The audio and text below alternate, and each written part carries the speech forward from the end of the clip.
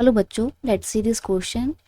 Here this question says which of the following is a characteristic of power sharing. Question आपसे बोल रहा है कि इनमें से जो आपको ऑप्शन दिए हैं, इन चारों ऑप्शन में से कौन सा ऑप्शन पावर शेयरिंग का बिल्कुल सही कैरेक्टरिस्टिक है.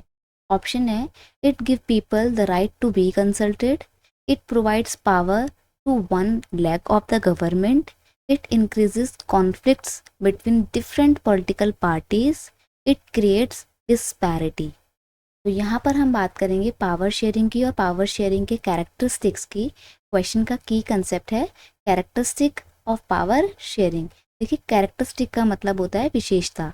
कैरेक्टरिस्टिक और फीचर बात एक ही होती है. तो अगर मान लीजिए क्वेश्चन ऐसे पूछे कि which of the following is the feature of power sharing, तो आपका आंसर या ऑप्शन सेम ही रहने वाला. तो पावर शेयरिंग के कैरेक्टरिस्टिक को जानने से पहले हम बात करेंगे पावर शेयरिंग की. पावर शेयरिंग क्या होता है? पावर शेयरिंग देखिए क्या होता है. Power sharing means the distribution of power among the organ of government such as legislature, judiciary and executive.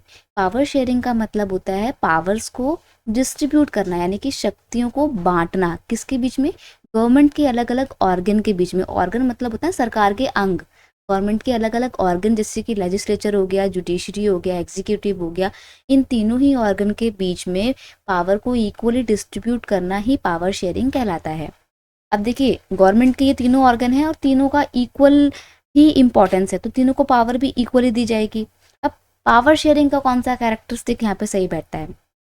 आपको जो पहला ऑप्शन दिया हुआ है कि power sharing give people right to be consulted, यानी कि पावर शेयरिंग लोगों को यह अधिकार देता है कि उनसे भी राय ली जाएगी, उनसे परामर्श लिया जाएगा, राइट, उनसे बातचीत की जाएगी, उनसे कंसल्ट किया जाएगा.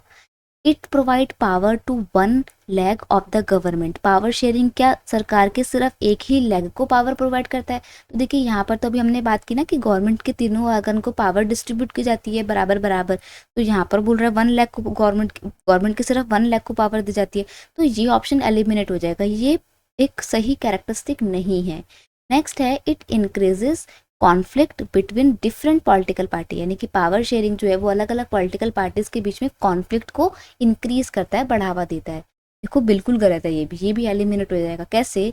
अब जब सारी पॉलिटिकल पार्टी को हम इक्वली ही पावर देंगे, सबके साथ एक जैसा व्यवहार करेंगे, बिहेवियर सबके साथ सेम रहेगा हमारा, तो लड़ाई झगड़े क्यों होंगे, कॉन्फ्लिक्ट तो होंगे ही नहीं. बल्कि पावर शेयरिंग तो दो अलग अलग कम्युनिटी या अलग अलग डिफरेंट पॉलिटिकल पार्टीज के बीच में होने वाले डिस्प्यूट्स को, कॉन्फ्लिक्ट को रिड्यूस करता है, कॉन्फ्लिक्ट्स की पॉसिबिलिटी को काफ़ी हद तक रिड्यूस करता है, राइट. तो ये ऑप्शन भी आपका एलिमिनेट हो जाएगा.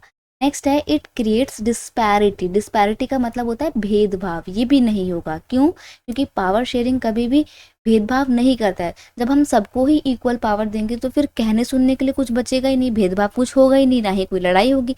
तो आपका ये वाला ऑप्शन भी एलिमिनेट हो जाएगा. और इस तरीके से पावर शेयरिंग से रिलेटेड आपका जो एक प्रॉपर कैरेक्टरिस्टिक है वो ऑप्शन 1 का है कि पावर शेयरिंग में जो जनता होती है, जो कंट्री के सिटीजन होते हैं, लोग होते हैं, उनको भी ये पावर दी जाती है, उनको भी ये अधिकार दिया जाता है कि उनसे कंसल्ट किया जाएगा, उनसे उनकी राय ली जाएगी कोई भी डिसीजन लेने से पहले. इंडिया में जो डेमोक्रेसी है वहाँ पे यही तो होता है. जो रूलिंग गवर्नमेंट होती है वो कोई भी डिसीजन लेने से पहले जनता से पूछती है ना कि क्या आपको ये रूल या आपको ये लॉ पसंद है या नहीं. एक तरीके से कंसल्ट लिया जाता है, जनता की राय ली जाती है. क्यों? क्योंकि गवर्नमेंट हमेशा जो कंट्री के सिटीजन हैं उनके फेवर में ही काम करते हैं. तो पावर शेयरिंग जनता को भी दी गई है कि उनसे कोई भी डिसीजन लेने से पहले पूछा जाए, कंसल्ट किया जाए. That is why option 1 is your final answer. I hope you understood it well. Best of luck.